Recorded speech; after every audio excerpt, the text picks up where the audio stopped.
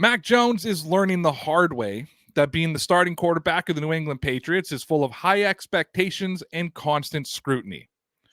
When Bill Belichick drafted Mac Jones with the 15th overall pick in the 2021 NFL Draft, it was clear that Jones was the most NFL-ready quarterback in the draft. It was also clear that Mac was the perfect fit for New England. Now, after taking the starting job from Cam Newton, who led the Patriots to a 7-9 record last season, Mac Jones was able to propel the Patriots to 10 wins and a playoff berth. The Buffalo Bills ultimately blew out the Patriots in the Wildcard Game, but the future's looking bright in New England. For most.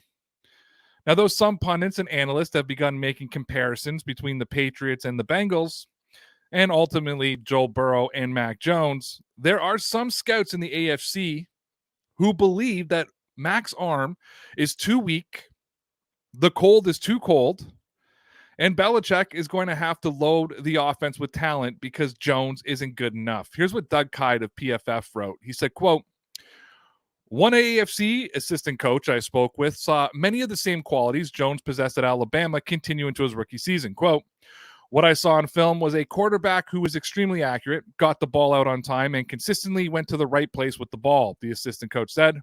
And I think that carried over to the NFL and why he had the success he did this year.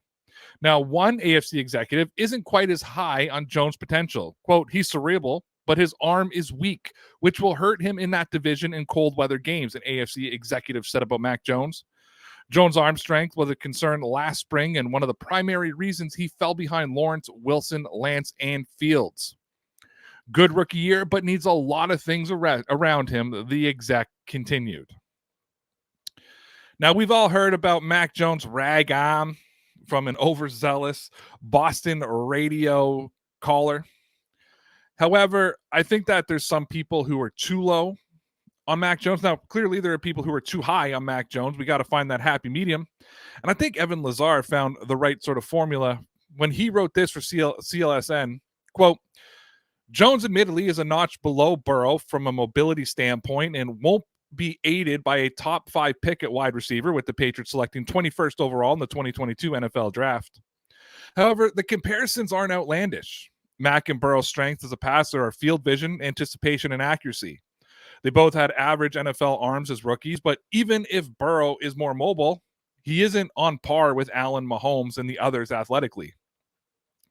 Burrow gave Mac a blueprint of elevating his game from year 1 to year 2 by maximizing his arm strength to become a better downfield passer through the cleaner mechanics. And the Bengals laid out a plan for the Patriots front office to help Jones reach another level by acquiring an elite playmaker, as Cincinnati did, by drafting Chase.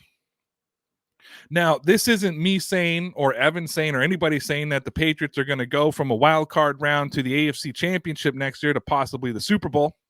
We're not even saying that the Patriots are going to be able to get their hand on a Jamar Chase type of player.